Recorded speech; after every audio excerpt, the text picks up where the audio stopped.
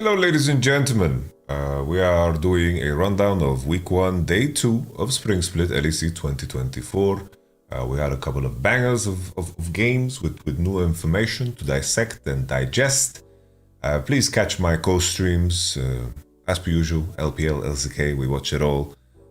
Maybe I'm going to start doing rundowns for those leagues too, and maybe we can learn together, grow together, and for a person that has a busy schedule, it's very hard to keep up with everything. So maybe I give you guys some bite-sized nuggets of the other leagues too. But nevertheless, Vitality versus BDS, game number 1. You have a Senna. So I'm of the opinion Senna's really broken, especially in cases here where Kalista, Smolder, and Ashe is out. I think that Varus could be a valid option. You could play like Varus Nautilus. It seems to me as if BDS are, I don't know, they're trying to expand on their identity or something. They play back-to-back Zeri games. They've abandoned the Varus. I don't like the Zeri answer here, especially with no Nautilus takeaway. I think that that would have been potentially better. I think also in terms of like your ban options, I think that the only thing that you're doing is hurting your own red side here when you are banning Rel on red side, because Rel is a very common 1-2 pick because you can send it support into most blinds and you can send it jungle and you have a pretty decent matchup into everything. They go into Sejuani here because most of the time their top laner does indeed want to play like a melee champ, so they're looking for that top lane synergy. I think that Rel ban, like they really invited the Senna, and maybe the thought process was that, oh, Hilly's not going to be able to farm, and they don't think Senna is as strong then, or maybe they don't view Vitality as a team that wants to play Senna. In this particular case, in a BO1, they did get punished for it, in my opinion. So Zeri Sejuani, and enemy team goes Nautilus Jace. I think the moment Nautilus Jace gets locked in, it should send off some alarm bells. I think that even though Photon plays a lot of Jace, and you can go so far to maybe assume that Jace is going to be the champion that will go to Photon's hands, Veteo is a player that plays it too. I think Vitality had a fantastic draft against BDS specifically because they have the Jace, which is good against all of the Gods champ. And then additionally, Jace lines you up to play Cannon and Rumble once again, very good against the Gods champs. I think that this was a very good framing here from Vitality on how to prepare yourself against a red side BDS. And this is something that BDS should really study, and it's good for them that it happens in the BO1s because there is a lot of good takeaways to do here.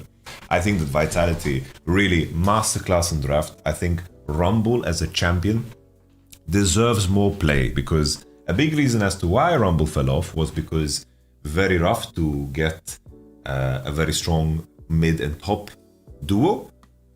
Additionally, Rumble, of course, a lot of the tanks that are being played, I say a lot of Udyr and Cassante, they just went Kanek Rukken and they were very happy, and Rumble couldn't find that big swing fight on Rift Herald and so forth. But I'm very happy to see Rumble here, especially Photon with an absolute MVP performance. Early on in the game, there was a lot of pressure around top side, and there was like a lot of emphasis on top side. There was a lot of fighting going on there. Sejuani flashes over the wall even. Look at this gank here. Sejuani starts on enemy blue. A big conversation that's been going on, right? Is like, what can the enemy team do level 1? Here in this particular case, Sejuani starting on your camps, it's very hard to avoid that. But Maokai has the options to maybe start Raptors, contest the Wolves, and then continue. Here, Sejuani got a clean level 3, because if Maokai manages to do Raptors and then contest Wolves, at least you secure your Rumble, and then Sejuani has to exit and gank you from behind. Considering they had 20 minutes to prepare, knowing that Sejuani and Olaf have a much stronger top side, they're going to look to late invade and look to pressure you. They should have been in the thought process, at least put down some vision. They didn't prepare a sweep. Shio here with a gank. So we look at this. Shio flashed over the wall already, and Photon just flashes the Q. Trading some, but Adam was already quite unhealthy. This is a situation where both top laners don't have TP, so it's very volatile. Adam, after that gank, tries to reverse the pushing and tries to make the wave crash into topside. Photon, after that axe was thrown, has very good rage control, misses the E and starts fighting Adam to the death. Here you see that the Olaf axe is thrown, so they just commit all the way. Adam survives, very, very close that he dies here, and Summoner is being used once again. Here Douglas overplays his hand a little bit. He wants to look to play on Shio because all of his camps are gone. Overplays his hand a little bit. It isn't the end of the day, right? Because Douglas in the end does survive here, and he gets out, which is solid, because the reason I say this is fine is because Adam actually cancelled his recall, which of course impacts top lane. He cancelled his recall and he participated in the defense of this, and it's not like Maokai would have done much else here, right? He overplayed it a little bit, could have maybe backed out earlier, play on plant, and then maybe he could save his flash, but considering Adam base late and the Rumble wave is good for Rumble, that matters too, right? Here, I think Vetio being in danger here is kind of strange. Shio was spotted topside, clears camps topside. He should be aware of this, right? We fast forward a little bit more because we have a lot of games to cover, a lot of crucial details. I think just the fighting around topside is really decisive here. Nuke crossing into topside after pushing that mid wave, after the Jace gank. Photon without flash manages to survive. Maybe there's an angle here where E-flash is possible. I'm not entirely sure because of how this wall works. Think would have been a little bit goofy. So it's a little bit dangerous, but nevertheless, Douglas is also in position to maybe block it. I think it's tough to ask for an E-flash here from Nuke, and then they go. And once again here, right, Nuke invests a lot of time. He's far away from the mid wave. This is a very big investment to not get anything done top. Photon still needs to base, and he's going to reach level 6 right here because of the big CS discrepancy. Adam has a big wave to catch, so it isn't that big as it seems. But here, Photon reaches level 6 and he looks for lethal on Adam, and Nuke tries to stay once again. He has R, doesn't go for the R into E here. Douglas is still hovering around, and this is a lot of investment here from Nuke, and Adam is now level 4 and they shield all over the wave XP. Douglas looking for the dive. I think here this is a bit of an overreach because here the waves are quite desynced. Douglas has to go all the way around, and Jace is fighting the Ahri. The Ahri is now ulting over the wall, I believe, and Adam already cleared the majority of the wave. I think that you should be so happy here with Maokai to just clear camps, Photon to just base. There's no need to actually do this. If it was old map, I think it would be very, very free, but Adam managed to clear most of the wave, and these guys are actually like putting themselves in a very problematic position, right? So imagine Douglas just does Gromp, and he does Wolves, and then maybe he does the Grubs because he has Rumble Pressure, Rumble can base in Fog, so many options. But instead, you have the situation where Theo loses a whole wave, loses initiative in mid, loses his advantage on mid, and they managed to die here too. Was a little bit too greedy here. Photon playing wonderfully, but probably he was calling to do more here. Okay, so we have the double kill on top. We have a very nice sequence, I believe, here. Let's see the moment. In this particular moment here, Zeri is on mid wave, Nautilus is pushing bot. So right now, Vitality is outnumbered on top side. Here, a small mistake here from Adam that costs a lot is the fact that Adam, after pushing this wave, doesn't go deeper and cross. Like here, he needs to cross and needs to leverage the fact that he has a whole gang here. Whole gang. There's no way this Photon's actually going to contest him because Sejuani ult will fly and they will break his ankles. Here, Olaf needs to cross. Just because Olaf doesn't cross, Olaf needs to cross. Very important to cross. Because the enemy can use this information of Olaf and Zeri being on the wave to actually create a situation where they outnumber while Nautilus is sitting bot. Usually I think that what Vitality did is quite greedy, but Olaf should be in the vicinity here. He should have proxied, he should have gone past here. They should be more knit together and they should play around this area together as well. Here Nautilus is pushing, Zeri is on mid, Olaf is on top wave, Vitality look for the punish, and this of course ends up being wonderful. Huge Senna W. Kazi for me has been such a fucking solid player in the 2 games that they played.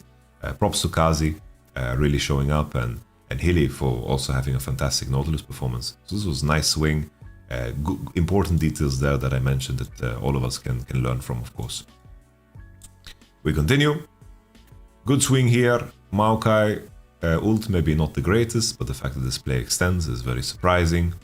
Adam tanks it, and then the hook, Adam is holding his CC immunity, so he loses a lot of HP here. I think Adam was a little bit greedy, then he died from the Rumble ult. Very sloppy things from BDS. And Vitality played together and they're punishing. Good look for Vitality. Very big swing here. Gold advantage is massive for blue side. Senna, of course, absolutely ridiculous champ. 80 souls at 18 minutes. It's a wonderful point to be on. Really, really doing well. I think the last thing that I want to show in this game is just this massive blunder that the Vitality roster does. Let me find the particular moment. So, I think here it is. Here it is. Oh, we found it. We found it. So here, Vitality goes a little bit too deep here, searching for something. The Edge of the Night is gone, and they get committed on. Still, Karzi can back off. Douglas can maybe proc phase rush and run. They can kite, maybe create a situation that's favorable, because Rumble can come in, and they will have a deeper fight into this area with Jace TP. Here is just Jace is stealing a bot wave. Not stealing, but he's taking a bot wave. And I think that, you know, there's no need to cross into enemy side until someone actually shows. Because keep in mind, Olaf has no TP, so the enemy needs to group on 4 on mid wave and try to make something happen. This is their dream. Kazi uses flash, uses a cleanse, and dies. And then the follow-up here. Look at Hylissang's mean Nautilus ult. Melee knocks everybody up. Everyone praised the Rumble ult, but the setup is massive here from Hilly. And additionally, of course, BDS grouping up together here.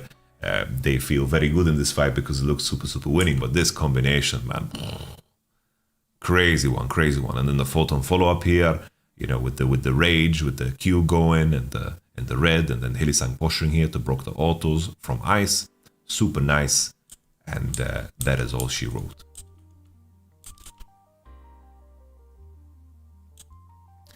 Here, Video is a little bit of a psychopath here. Hex flash over the wall for shield. Video no flash, gets killed. But the follow-up at this point, blue side is just too strong. Vitality win the game. Beautiful draft. Shout out to Kazi. Good to see Hilly back in form. This is one of the better games from Douglas. Viteo is quite sloppy in my opinion in this one. He can do better. And Photon with a monster performance. So much pressure on him this game and managed to cut through. Team Heretics versus Rogue. Okay. Team Heretics versus Rogue. Team Heretics ban Hui, Volibear, Senna, and Rogue ban Orianna, Smolder, Kalista. A lot of mages out. So Talia first pick. You can choose Talia or Kama. Rogue instantly then pivot to Ziggs and Nautilus because a lot of mages are banned. So they just go for Ziggs Nautilus, which of course opens up for the Tristana. So they have the Ziggs Tristana action going on. Zeri Vi gets locked in. You know, here, Vitalia is a combo. You're going to be strong in River. Vi is a solid lock-in. You can pressure Ziggs, one of the few junglers that can. And they know they can play a lot of supers against Nautilus, no problem. Gragas gets banned, Wunder Classic, Rakan, Trimby Classic, and then Maokai. Nar is removed. Here is just you pick and choose what you think is the best for the opponent. You know, they pick Odoamnes Nar, so they ban it. Maybe they could play Aatrox here on 5, but doesn't matter. Here, Rogue's composition is the composition where Nautilus wants to roam freely. Ziggs can clear waves on his own, and then they play for Void Grubs and fight there to death with the strength of Renekton, Sejuani, Tristana. And then together with Void Grubs in these matchups that they are playing, Renekton should get chip damage on the turret against K'Sante and so forth. But Wunder really popped off in this one. Very big mistake here from Finn. Obviously, Rogue as a team is very inactive and boring to watch. For the lack of better words. Here, a very big moment here. Rogue are stepping into River and Trimby is first. Nautilus is late to the case. He is nowhere to be found. Let's just look at Nautilus movements. Why is Zoelis here and then Zoelis is not here anymore? Zoelis thinks they are not contesting. So he pieces out. Zoelis could have been here. Nevertheless, Rogue, they take one. Team Heretics step in and they smite another. Because here, like, the enemy team didn't really see Nautilus exiting. I don't think they saw any wards. So Nautilus could have been here. They should have been ready to fight. Very awkward because Finn throws away a big part of his advantage. He doesn't base when he can base, and Wunder gets to base and TP back with Bramble. Here, Finn has no base. And additionally, Finn flashes and overkills here. Flashes, Rs, and has no base, while K'Sante is pushing for free. K'Sante is pushing, stacking wave. And now, of course, Renekton gave up a lot of his power here. A lot of his power. No ult, no flash. It's very rough for him. No TP as well, when he could have had a cheetah base going. Zwelis, no idea what he's doing here. Like very, very disconnected. It's like Rogue create this line of 3 here where Team Heretics are just grouped up and cut through. They have vision on Drake, so obviously Team Heretics know that they can cross because Sejuani is pulling it. Here, in these spots, right, what you want to do is you just want to do one thing at the same time. If Ziggs wants to wave, then you want Sejuani and Nautilus to just hover. And if you're hitting Drake, you want to pull out the Drake towards your bottom side and trap from the Pixel Bush. And then that's it. But they're doing 2, even 3 things at the same time. As well as being the Guardian of the Galaxy, he gets the brunt of the blame here. But this is a mistake that Rogue did as a whole. Now, the big moment here for topside, K'Sante, Wunder, my Smurf, Wunder, my Smurf. He gets the W into the Q3 stacked, into R, bounce him around, no flash on Finn. He has R ready, but the fact that he has no flash against the Ghost, of course, is the neck breaker. And then the follow-up here, Tristana dies, and honestly, that is all she wrote. The rest of the game was quite uninteresting, and Rogue didn't really find ways to fight back. Zwelis was one of those Nautiluses that was hooking in on cooldown, dying a lot. But the big thing here was, of course, the situation on Herald, the Void Grab Sari and Wunder getting that solo kill in a matchup where Renekton needs to be small balling because of Finn mismanaging his resources there in the fight, and Zwelis not committing to the situation and making sure that they secure 3 Void Grabs. Alright, match of the week, Fnatic versus KC. It's a big one, very, very big one. Have to give props here to the Fnatic mid jungle. I think that June and Razork played a beautiful game. Like, the way they played this game makes me hopeful for Fnatic's, you know, odds and chances to actually compete for a title. Because I think Fnatic showed a lot of high-level League of Legends in this game. They made some mistakes, definitely, where they underestimated early on Soul, and they had some poor fight execution. But in terms of game ideas and synergy surrounding those ideas, June and Razork played beautifully. And then also in terms of their fight selection, their awareness of the summoners of the enemy and how they manage their economy around their carries is a thing of beauty. So, first and foremost, Fnatic showcased their experience here. KC have a lot to work on to beat a team like Fnatic, of course. KC, I think, draft-wise, if we look at it, right? I think that, I think the Zeri lock-in, very fair here. You get to choose. You know, I thought that we're going to have a higher prior on Lucian Nami, but we won Zeri, and then Kai'Sa Nautilus was locked in. I think Noah, this year, I think Noah has had like the best splits of, like his progression is very clear. I think last year, he was a very timid player, looked like he lacked confidence at times, but Noah definitely deserves props. I think that he's playing much better, you know? Nevertheless, Zeri gets locked in and they pick Sejuani. I think here, just plain and simple, Rel is the better champion. I think Sejuani synergy with melee champs is so fucking fake. I am so sick of this. Like, even if you pick Sejuani with melees, it's like, imagine your spell is gated by melee hits. When Rel can CC and stun and clear well without having any conditions that people need to basic attack for you. It's like, let's say Renekton, Rel together. Why on earth would the synergy be worse? It's like, oh, I stun with Renekton. Rel can follow up with Q and then W and so forth. Sure, Sejuani has more damage in some cases, and Sejuani is strong early, but Rel in general has so much value, you know? Just so much presence. I think Rel is just the better champ in general. I think Rel 1-2, such a staple. We see it everywhere. We see it from T1, we see it from Genji, we see it in the LPL, and we saw it when I complained about the Rel being banned in this particular spot from BDS and they picked Sejuani instead. I think the Sejuani and the AD top synergy is such a fake thing because it's very rare that you actually find opportunities to do so. In this particular game, when it's against Aatrox, they did find dive angles, but I do think that you know, Rel overall, I feel like wins more games. And then they get Rel into the 4-5 here too as well. I think that's confusing, you know? They get Rel. Nevertheless, they ban K'Sante, Xin I feel like they would have been fine into K'Sante, but I understand why they banned K'Sante, of course, against Oscarinin to see him, you know, show something else. Here, another thing, right, is that they pick Orianna and they pick Braum on 3. I thought they're gonna pick mid here. I would have liked to see Hui here. I think Saken had a good Hui game. I thought they're gonna pick Hui and drop support. But picking Braum and knowing that you have Aurelion Sol in case the enemy bans Hui Talia, which is very obvious bans to do here, is perfectly fine. I think Aurelion Sol, though, in general, hard to play against Orianna. Very hard to play against Orianna. He did pop off in some fights, but playing Aurelion Sol against Orianna is quite miserable. Let's continue. Rel, Aatrox, and then Renekton. I think draft-wise, I think it's very evenish. I think it depends largely on the condition of Kai'Sa. I think the main question mark here, right, is of course Aurelion Sol against Orianna and how hard this champion is going to suffer and if it's ever going to get to any specific point. Right? So, Fnatic and KC. First crucial moment in time is just that Saken loses his flash and Razork trades for it.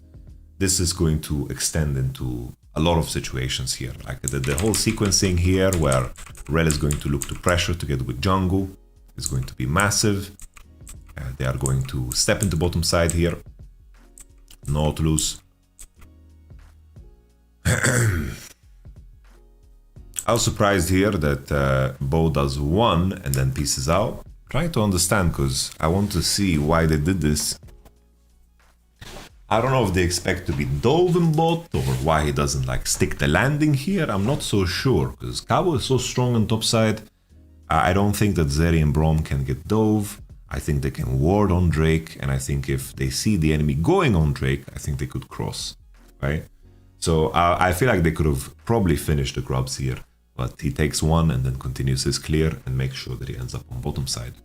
Maybe it's a question of not wanting to give up Dragon and full bot control. Maybe that's a part of the thought process, but he just does the 1 and he also showcases it, right? Because the grubs walked over the crab. I'm not so sure about this decision. I feel like he can kind of stick the landing there and just finish them because I don't think enemy bot lane can actually dive you. And you have enough vision in river to spot Rel in case she's trying to do something active on bot and starts the Drake. Crucial detail here is that Saken can't really play the game, can't play aggressive, especially after Humanoid. After Humanoid reaches 6, or Aurelion Sol can't contest the mid waves, and the 2v2 on mid lane is just a lot harder because, of course, Aurelion Sol doesn't have flash, and Humanoid does. So, I like how Razork positions here. He warded behind Bo without Bo knowing. He doesn't sweep because he doesn't expect this. Razork just cleared up the pink wards and then the flash and the go. Very good flash here from Bo because this cliff is very hard to hook around. But maybe the timing here from June could have been better. Right? Here I really didn't understand why KC insists on fighting. Why are they insisting on fighting? Here's Zeri and Braum, everyone. There's no more camps. They cannot pressure dive on mid. They have initiative into bottom side. Bo can just press B. They can put a ward. They can put anything. This would have been fine, you know? Both survived, did a good flash. It is what it is. You trade Nautilus flash. I don't understand why KC insists on fighting. I have no clue. Really no clue why they insist on fighting. Zeri should be pushing bot. She should be let to be push bot. Aurelion Sol leave him in isolation. Fnatic already commit 4 man here. They are 4 man on the screen. They can just... Sejuani Braum can just go into here, into this bush, contest, and if the enemy face checks, they can fight, and that's it. But instead, we have Targamas lose a flash, Saken no flash, Bo lose a flash. Okay? That's... shouldn't be the case. And then once again, KC is just looking for a fight. Why are they looking for a fight here? They have initiative into bottom side. Why are they insisting on fighting here? Very strange. Very, very strange. They could have chosen not to fight this so many times. But here they have no sums. Targamas gets hooked. Targamas had no flash. Sejuani no flash either. Noah just flashes forward, attacks, and you know, Saken gets the W out. This was not good, of course, not good. KC finally cleared the rest of the Void Grubs. You know, another thing about, you know, Sejuani is like you're contesting into bottom side and you fought so hard bottom side, but maybe there was opportunities to like dive the Aatrox and pressure the Aatrox more. This was a pretty big mistake, I would say. Sejuani is clearing camp and he's on vision, and Targamas is just matching some wards here. Actually Bo is not on vision, sorry. Here Targamas places this ward, and then I don't see the point of actually sitting in this bush. What's the point of sitting in this bush when you're not sure what vision the enemy has? What are you actually going to accomplish? Like, you already have the vision, you are early on soul, you're not going to fight 2v2, you're not going to fight 3v2. Your jungle is actively doing camps, and you're not sure about what information the enemy has. Like, this is a pretty major mistake. So already, like, the way Fnatic control river, how they are in sync with jungle and support is very evident. Targamas here just needs to wait. He just needs to wait, and then they should cross into bottom side, I think, with Sejuani and Braum. And then with that, of course, they can then potentially contest 3v3 bottom side. And that would have been better, because they should play away from Aurelion Sol. Here with this trade, Cabo, you know, he puts Oscar in very tough conditions, still referencing back to the idea that you can easily dive top at any point in time. I think if they cleared the grubs, they had the grub respawn going, and they played a game where they pressured the Aatrox with the Sejuani, I think the Sejuani would have made a lot more sense, but they are contesting bottom side when it's not necessary, and I feel like Zeri Braum can easily survive, and they cannot really get dove or pressured, especially if Sejuani secures the camps. So Bo enters here, Cabo stacking the Rage, pressing the W while Sejuani is in range, of course, stun into ult and into CC. Very clear cut, very clean. We like it. Cabo Renekton, classic. Very good job. This was also a massive swing. Targamas walking on the mid wave, burning the flash, and then Humanoid just walking forward through the Braum ult once again. The Q landing, and they find the kill. Very big comeback considering the 3v3 on bottom side, and here in this moment, Saken managed to survive too. Really big, really, really big. Upset is hovering for the play, it's gonna take over for mid, and Saken of course has TP. So Fnatic, something they do very, very well is how they trade on the map, right? How they trade on the map and how they play the map in order to, you know, get value out of their map states, and how they play the tempo is very good. So, here in this moment, Zeri, Braum, Sejuani are contesting bottom side. Aurelion Sol is not on the bot wave, now he's pushing the neutral, while Nautilus is showing mid, and Humanoid, together with the rest of his team, is crossing into river. Aurelion Sol pushed here for free, and Aurelion Sol should be making sure that he's on the next mid wave so they can retake. Kaiser was in Fog of War, so they couldn't contest that river because Aurelion Sol is basing, and now Aurelion Sol is like here, like this is kind of a important moment, because Aurelion Sol could have connected with his team and could have made sure that they contest this river harder. Because in my mind here, the fact that red side is crossing into top side looks pretty weird. I think that you should make sure that your Aurelion Sol gets to farm. But instead, just because Sejuani went into top side, Braum is showing on the wave, and Aurelion Sol showed on a ward, Fnatic can easily take the decision to maintain control of a bot side river while Kaiser is pushing bot the neutral and potentially collapse on Aurelion Sol. It could be, you know, the argument that, oh, Aurelion Sol, he can just eat the wave, and he can, you know, they can easily maneuver around the wave and they can play for grubs and look for dive. That's the thought process. I can see it somewhat, but the extension of the bottom play seems like it's not a part of the thought process. I think here as well, Sejuani could look to just once again dive Oscarinin on this wave instead of pulling the void grubs. I think it's very important to always prioritize wave states over the objective if there's an opportunity to pressure dive, because here you have full information that Rel is indeed bottom side, right? So here maybe you can just dive top instead of pulling the grubs. We continue. Here, Saken takes one wave, Renekton pre-bases here for Eclipse, and he just makes sure that he's ready to TP bot. Here I think Saken should not leave the turret. Very nice detail here what Oscarinin does. He doesn't push the top wave, he goes and spots the grubs, because it really makes a difference in terms of what Fnatic's action will be.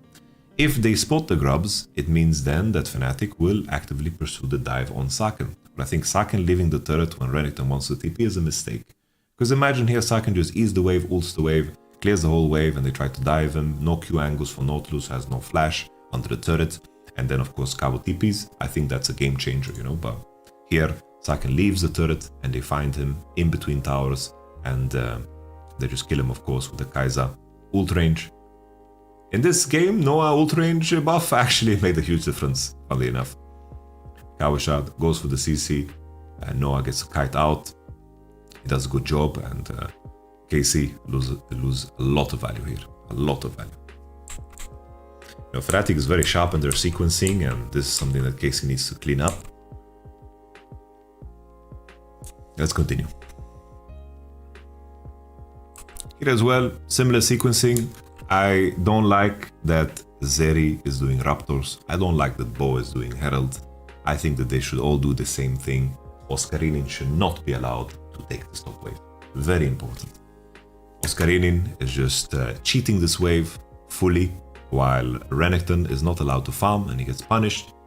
Here, Oscarinin gets to farm. Renekton gets ulted on the turret by Orianna, gets chunked by Orianna. They kill him. He tries to steal the wave because Aatrox is stealing the wave. And I think here in this moment, plain and simple, Renekton should go mid. Be there on the next mid wave. Zeri should go top. They should dive Aatrox. Zeri should take over top, hit turret, Aurelion Soul base, open on the map, he has TP, and have a good time. Dive the Aatrox, collect them, and do exactly what Fnatic did here, where they have, you know, it would have just been better. I think Aatrox got away with murder here. Really big. You see after the replay, it's basically the same case, but KC realizing that they need to be the one diving, you know? I like the fact that Upset ended up being the one on the side lane, and in this moment, right, they are actually punishing the Aatrox. This is what needed to happen before, you know? This full-on commitment. Okay, so KC learned real time, good sign. Let's see what happens on this in this coming situation.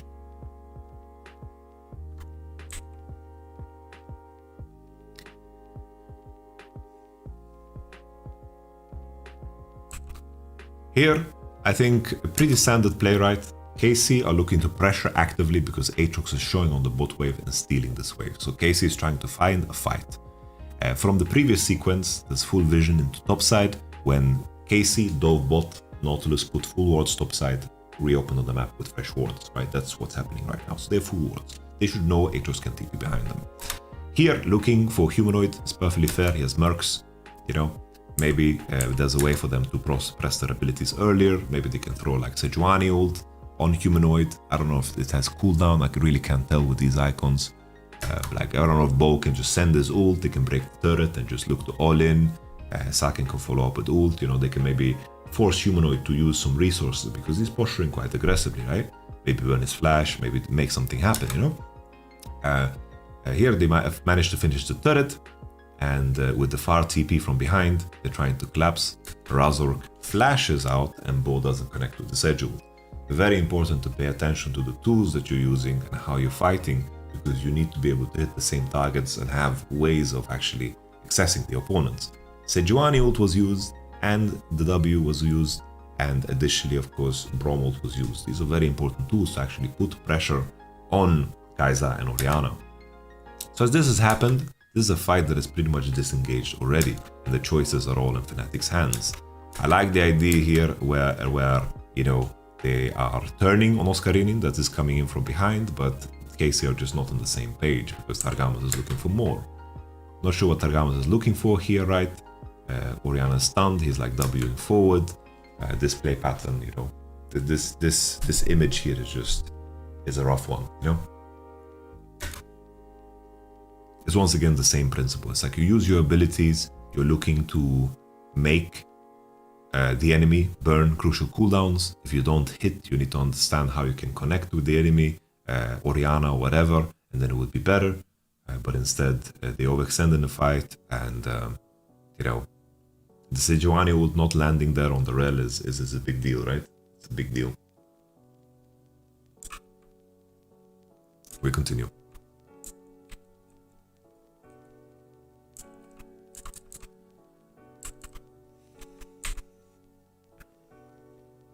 At this moment, Fnatic just have full vision from before. Like, it seemed like they, after the ace, they just based and open on bot and use the death timers to make sure that they have a better tempo. Put wards, found Bo in the jungle, snacked on him, killed him. Okay, so the game looks very tough for KC, I'm not gonna lie. Very, very tough for KC. Like, this should not be winnable just yet. think in this moment,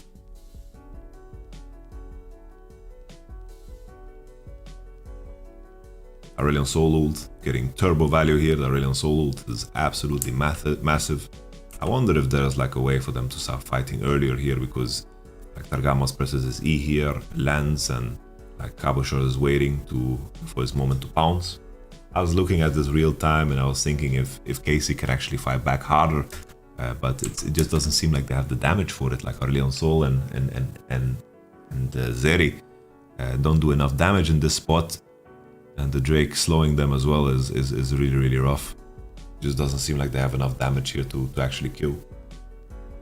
I'm just looking at this and thinking if Saken could have just fucking W'd earlier, you know? Because he's just going forward, he cancelled it. Maybe he could just fucking all in and fought harder here.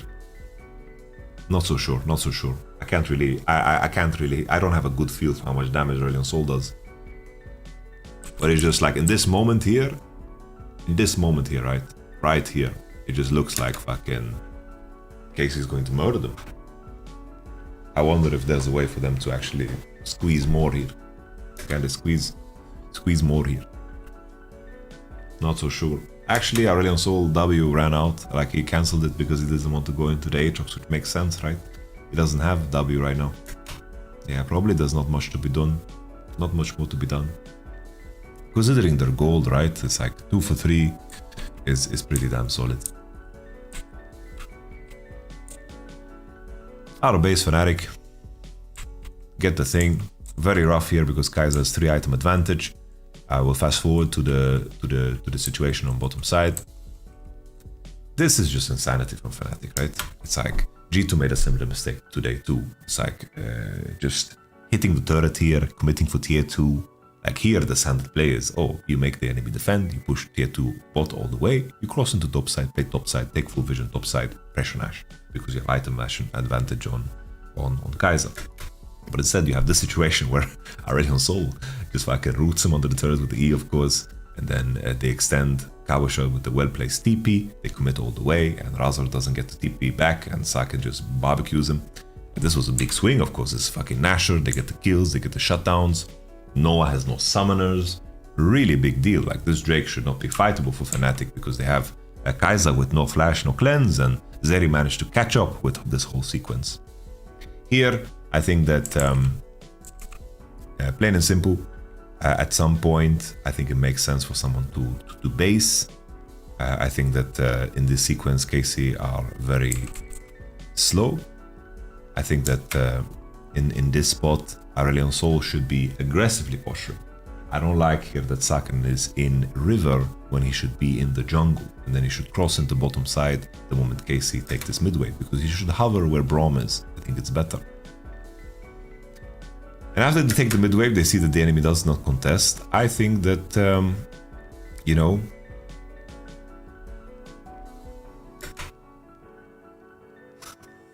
what do I think? Let me think about this for a moment. Because they are basing on Aurelion Sol because they want to go with the guy with the TP top.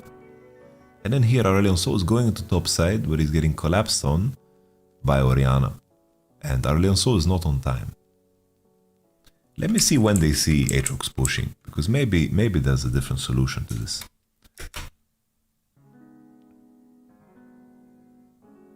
Because this is that same wave. But here Aurelion Sol pushes this wave, and Aatrox is showing on top and therefore on mid.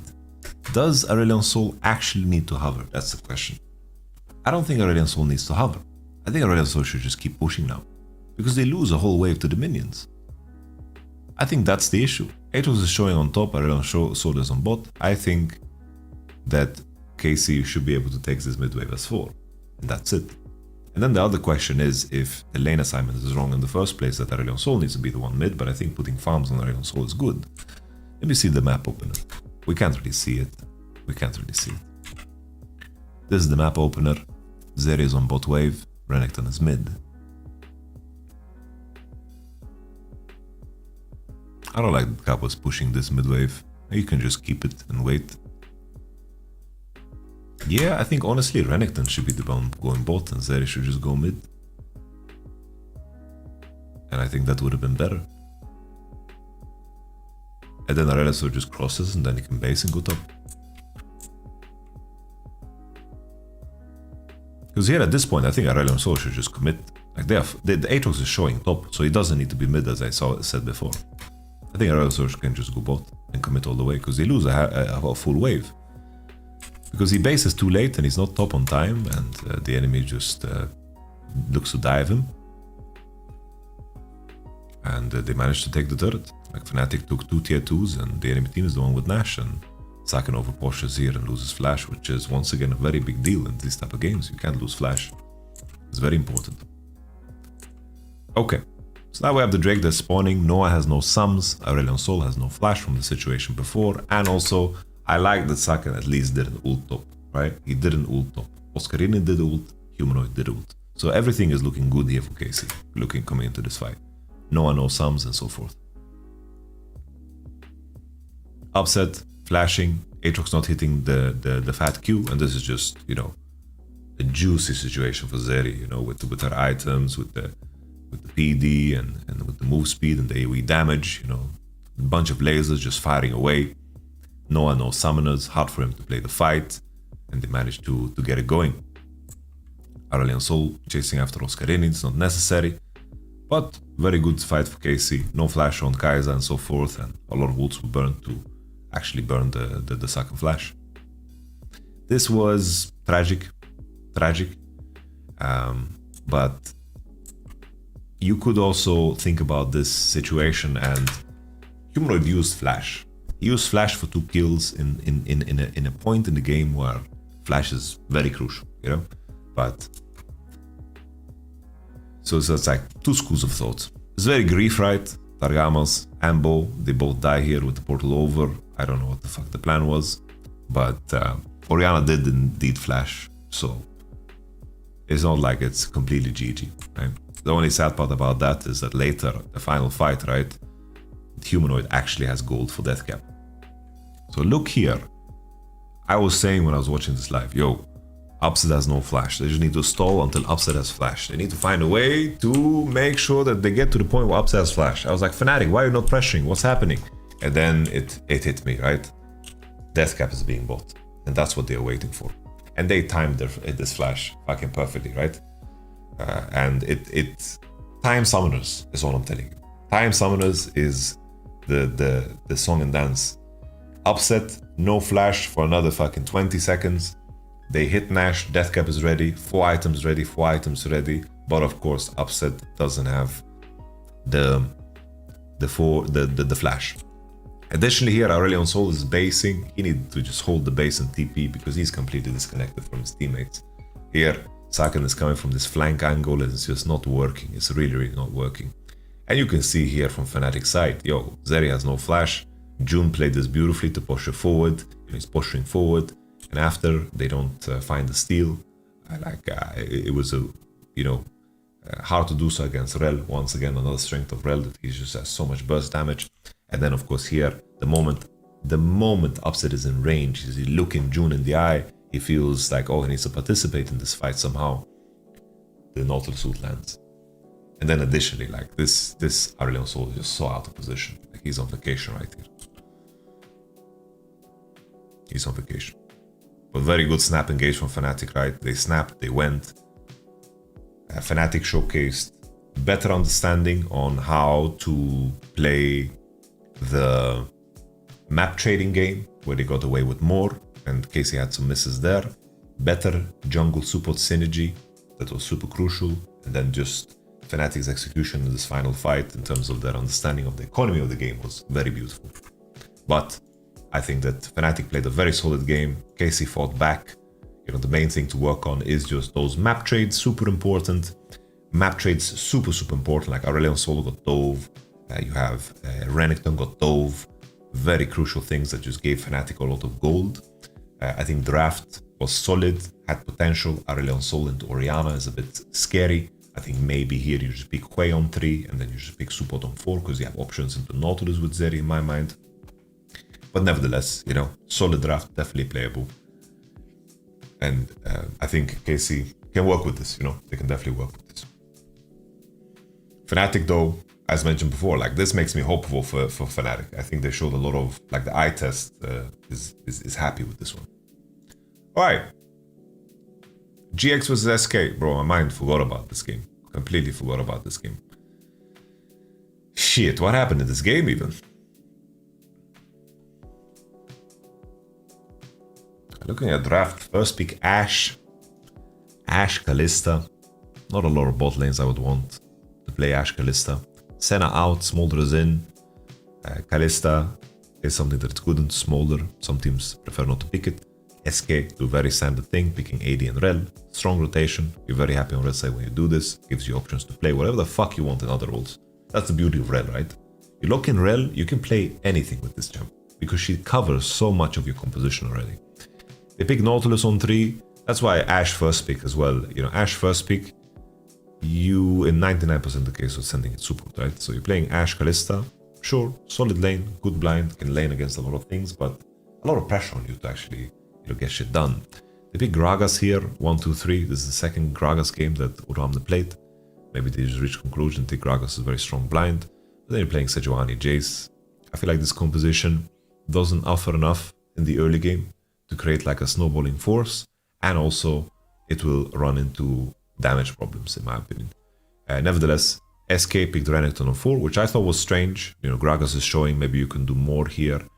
They wanted to last pick mid.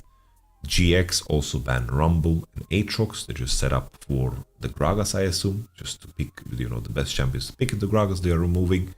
And also Rel Nautilus is showing, so maybe the enemy team wants to play like AD mid or something, but I don't know. It's strange. Renekton into Gragas was strange to me.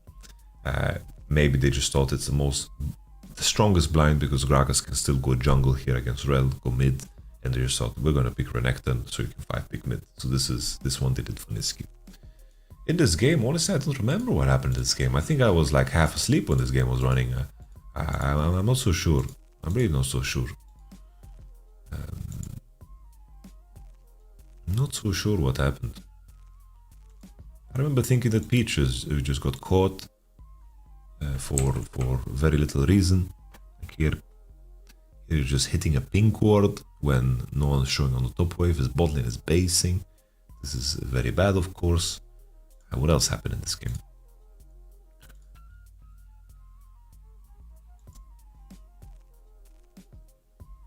We had this play, the TP of Renekton against Patrick. Yeah, honestly, we talk so much about the other game, we can just leave this game for what it is. GX is a mighty uninteresting team. Very uninteresting. Sorry, guys. G2 versus Mad. G2 versus Mad. G2 versus Mad. G2 versus Mad, ladies and gentlemen. This game. Let's talk about draft first. So, finally, we get to see some Kog'Maw Milio. Kog'Maw got a monster buff on the patch. Very, very big buff.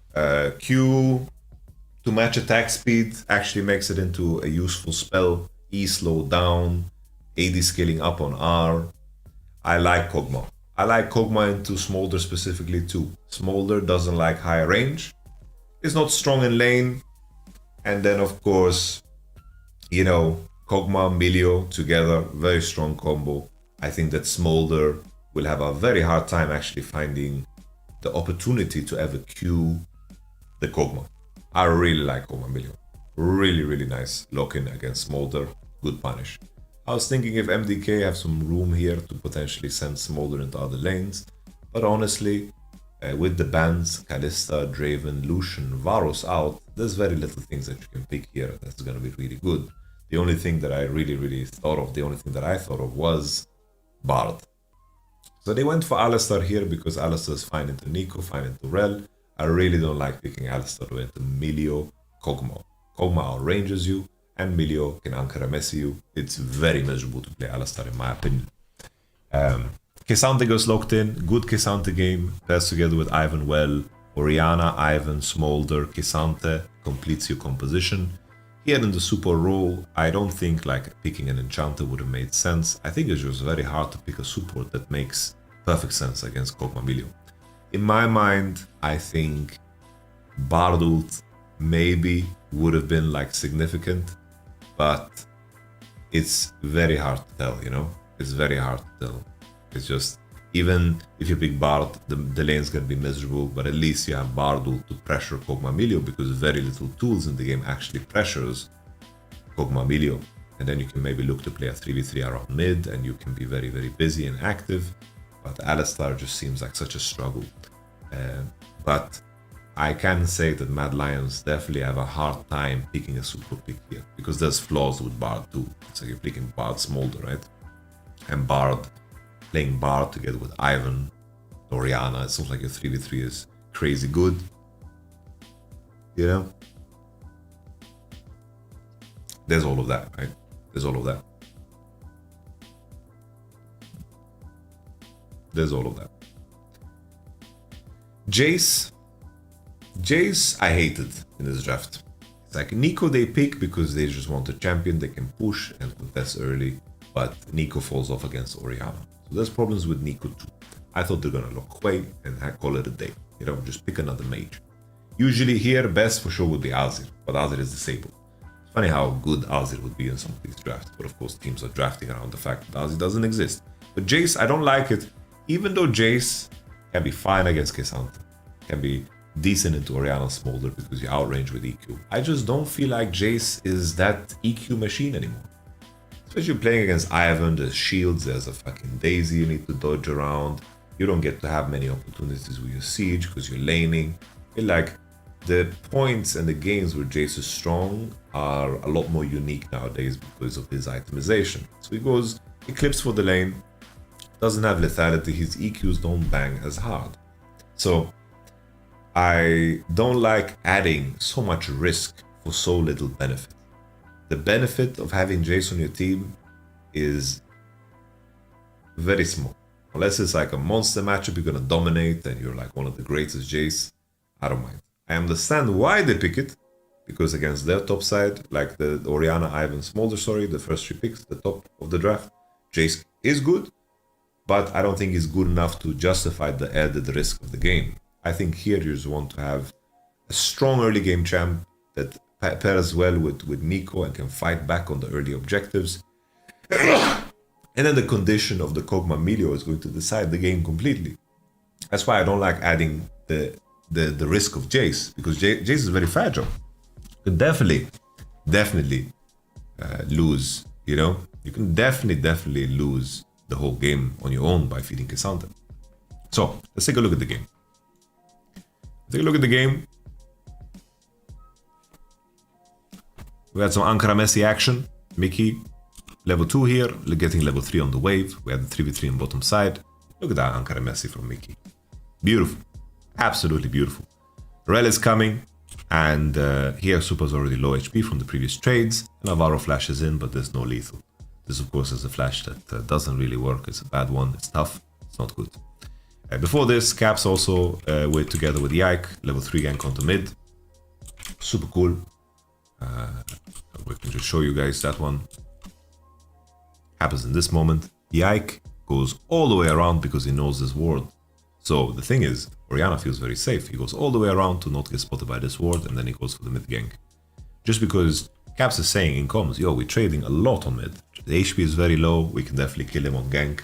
And then here, Caps just smoothly E-flashes, and they get the kill.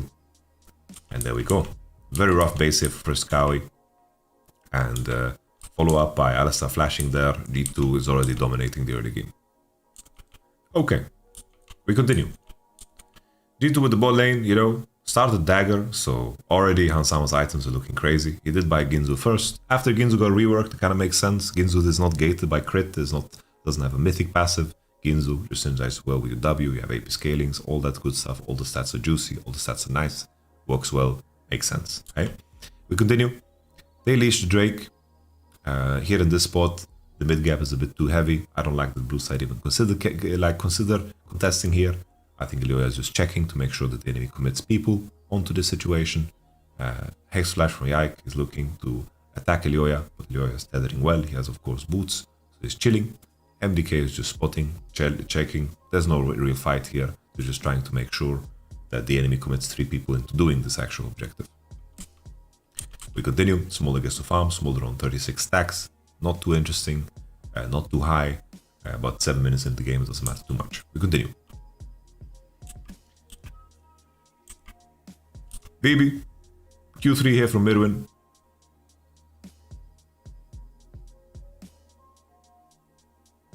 Broken Blade flashes. And then just the extension, like Mirwin, just stacking Q on the wave. It's pretty dry how he dies on the bottom side. I mean, in the top side, it's pretty bad. Sorry, I'm a bit tired at this point. It's a bit dry because Mirwin just is stacking the Q on the wave, and they should see this coming from miles away, you know? This is why I didn't really like the Alistar in general. Just very, very miserable to play, very hard to play. And that's all she wrote, you know? Bot lane matchup is in shambles. The big saving point is they managed to kill BB. He just fell to a Q3 stack on the wave on W. And BB just wanted to push, and he had no flash. Here you see the wonders of Null Magic Mantle, completely carrying the all-in here. It's just Null Magic Mantle gap, even though that Caps has spent so much more money on his items. Like, look how much of a difference of gold spent there is here. It's close to 1,000, you know. The Null Magic Mantle, of course, MR, really, really good, really juicy. Okay, let's continue. I really like this maneuver here from G2. So Jace push all the way and Mirwin is half freezing. They don't have information on Ivan and he's very afraid. Here, Jace doesn't want to lane anymore. Plain and simple. Mirwin's gonna have a ghost, all out's gonna be out. Here, Jace can die on cooldown top. His item gap is very big. So Jace is now crossing into mid. Nico is then crossing into bottom side. Jace is gonna catch mid while Mirwin is on top wave, freezing. And Caps just commits all the way into bot. They're stacking a wave on bot, the wave crashes, all camps are alive. Very nice swing play. This is really nice. Because the values that they're gonna gain on bottom side definitely is outweighed by anything K'Sante can get top side because there's no one to dive. He can get platings, push, maybe deny Jace some minions. But Jace was in danger, he couldn't really secure himself. Because if he face checks there, Ivan could be there, he could die. Very easily he can give the enemy more than they deserve. He managed to push that neutral wave. K'Sante freezed it, froze it to make sure that the wave is on his side and then wants to play a slow push and then, you know, pressure Jace. But Jace crosses into mid and they commit 4 mana to bottom side and K'Sante is just left with, left with nothing here. And then Jace crosses into top side again because Ivan did in fact show on bot to try to defend. He marked the camps and they see the Daisy all over the place. And, the extension is that, very nice sequencing here from G2, you know. Everyone on G2 was on the same page about this play. I liked it. Okay, we fast forward. Game is already like in really, really good state, of course, for G2. Now Kog'Maw, Emilio should run this game completely. They Herald. There's one sequence where G2 gave up so much. Which is dangerous. These are not things. These are things they should take pride in, and they should definitely look to clean up. We continue. Arden Sensei gets so much value with W of Melio because it applies to everyone, and everyone can basic attack if they want to, right? We continue. G2 have 2 dragons. Soul, of course, is a little bit delayed, but I think Kog'Maw Melio scales so fucking well. Like they can deal with Melio, like with Smolder. Because Smolder needs to walk up in Q range, and if Hansama is shielded and he's pushing forward and hitting, as long as Rel and Nico don't like hard engage, the Alistar and Smolder are not gonna get value. Hansama literally needs to be the one engaging. He needs to be the one pushing forward because no one can really pressure him. We continue. He's driving into top side because he wants to break the top tier turret, but Yak just drives into the wall, it looks like. We continue.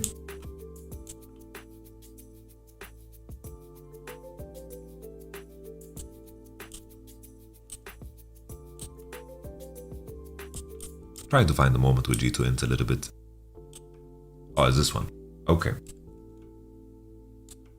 So, we have this play on top side, they kill Mirwin. Kog'Maw crosses into mid and Mickey gets caught. Mickey gets one shot by the combo, and Hansama the same thing, loses a lot of HP. You know, this is very greedy because right now G2 is making a lot of plays at the same time. I think G2 needed to help their bot lane cross into mid. They needed to make a defensive play after killing Midwin because they are slower on the plane because, you know, I think top tier 1 just doesn't matter. They shouldn't give up top mid tier 1 for the top tier 1. They can just leave one guy to push because Midwin died and then 4 people collapse onto mid, you're stronger. Just to match the enemy, you don't want to trade. Don't want to trade when you're ahead. Here, Supa gets a kill. Good kill here from Supa. Finds the all-in. Hansama uses sums. Same thing here for G2. They're committing all the way. On top side, Nico based. He didn't want to participate in this play. G2 straight up entered here, right? Very, very bad play from G2. And this is, you know, suddenly you get a little bit nervous, you know. Alvaro is now past the pain point of bot. And of course, Smolder is reaching his stacks. But I truly believe Kog'Maw is a little bit too OP to lose to Smolder. The range they play and operate under with W and W on is just way too strong. And as long as Hansama is the one engaging and playing with the fact that he has Ghost, I think that they are, you know, in the clear to still like scale super good in this game, even though Smolder can reach his stacks. Now, Caps, I really like this flash here. Supa also flaps over the wall to save himself. I think a crucial mistake here from Midwin is that he W's forward. I think Caps looking for this engage is good because he has information on Ori and he's just looking to force, which I think is super nice. I think it's a good principled play here from Caps. I think he also got a decent engage off, not so easy against the likes of Kesanta and Alistar. Good flap from Supa, puts him out of it. I think here just Midwin needed to just ult Caps. I think he should need to ult, but he W's forward. I don't know if the idea was to set up for Orianna ult, maybe. Maybe that was the idea. I thought that, you know, there's more to be done here in this spot, and Midwin just gets one shot because he's paper, right? Against Kog'Maw. Yeah, I really appreciate the fact that Hansama doesn't flash. He doesn't flinch. He just keeps fucking firing, keeps fucking hitting. The enemy team doesn't have that much burst, and G2 win. Very solid game. G2 showing that they are above and beyond the strongest team. But there were some moments from Mad Lions where they definitely did shine. In regards to my predictions to round off the day, Rogue versus BDS, BDS wins.